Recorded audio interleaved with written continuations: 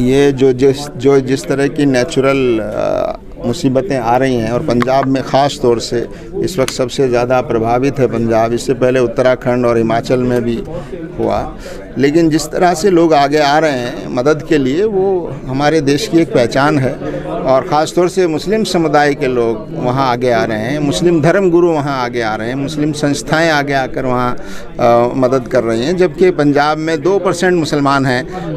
और वैसे पंजाब के बारे में हम कह सकते हैं कि पंजाब में वहाँ जो आपसी सद्भाव और भाईचारे का जो वातावरण है वो बहुत अच्छा वातावरण है, और इसलिए लोग आगे बढ़कर काम कर रहे हैं। तो ये सबकी ज़िम्मेदारी है, और मुसलमानों की तो ये ख़ास ज़िम्मेदारी है, उनके मज़हबी ज़िम्मेदारी है कि कोई भी मुसीबत में हो तो उनकी मदद की जानी चाहिए, चाहे वो किसी धर्म का हो, कोई भी हो, कहाँ भी हो, जहाँ तक भी आप मदद पहुँचा सकते हैं वो पहुँचाएँ। सर, जिन मदरसों मस्जिदों पे आरोप लगते थे कि ये इसके अड्डे हैं, उसके अड्डे हैं, वही मदरसे सबसे पहले पहुंचे हैं सर, और जो आरोप लगाते हैं वो अभी भी नदारत हैं सर। देखिए, यहाँ इस देश में एक नफ़रत की राजनीति चल रही है, और नफ़रत की राजनीति के तहत बहुत सारा झूठ बोला जा रहा है, जहर उगला जाता है, ताकि इस देश में धर्म की बुनियाद पर लोगों को बांटा जा सके। लेकिन अब भारत की जनता ये समझ रही है, और सब जानते हैं कि नफ़रत फैलाने वाले लोग कौन हैं।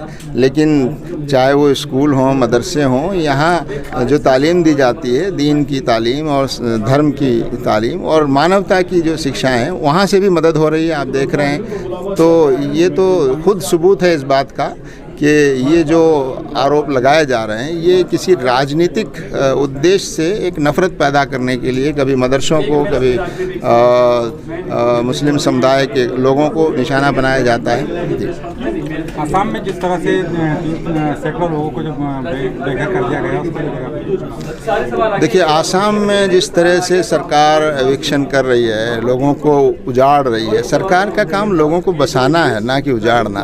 वहाँ ऐसा लगता है कि सरकार उजाड़ने पर तुली हुई है, और वहाँ भी इस उजाड़ने में भी निष्पक्षता नहीं है। वहाँ उजाड़ने में भी एक नफ़रत का एजेंडा काम कर रहा है कि एक ख़ास समुदाय के लोग, मुस्लिम समुदाय के लोग, बंगाली बोलने वाले मुस्लिम, उनको कभी बांग्लादेशी बताकर और बाहर का बताकर, जबकि सारे डॉक्यूमेंट्स उनके पास मौजूद हैं, एनआरसी के डॉक्यूमेंट मौजूद हैं, वोटर कार्ड मौजूद हैं, और प्रॉपर्टी के चीज़ें भी मौजूद हैं। इसके बावजूद जो कानून की जो प्रक्रिया है, उस प्रक्रिया का उल्लंघन करते हुए और लोगों के घर डिमोलिश कर दिए, बेघर कर दिया गया, कई बस्तियाँ उजाड़ दी, और वो भी सेलेक्टिव है, यानी एक मुस्लिम समुदाय को ख़ास तौर से वहाँ टारगेट किया गया है।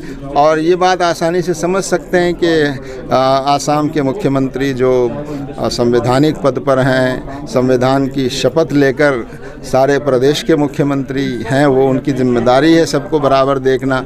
लेकिन जिस तरह से उनके जहरीले भाषण आते हैं, बयान आते हैं, वो बहुत ही ख़तरनाक है। मैं समझता हूँ कि केंद्र सरकार को और हमारी अदालतों को भी इसका संज्ञान लेना चाहिए कि एक संवैधानिक पद पर बैठे हुए व्यक्ति अगर इस तरह नफ़रत की भाषा बोलते हैं, ऐसे लोगों के खिलाफ़ कार्रवाई होनी चाहिए।